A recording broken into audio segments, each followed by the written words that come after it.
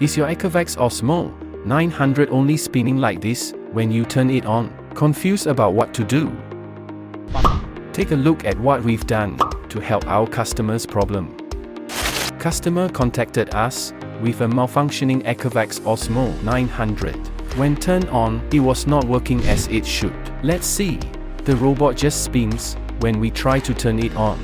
Wow, the robot is going around, but we're the ones getting dizzy. Let's fix this before we all need Dramamine. In order to figure out what's wrong, we disassembled it. The diagnosis is a faulty tire motor, so we recommend replacing it.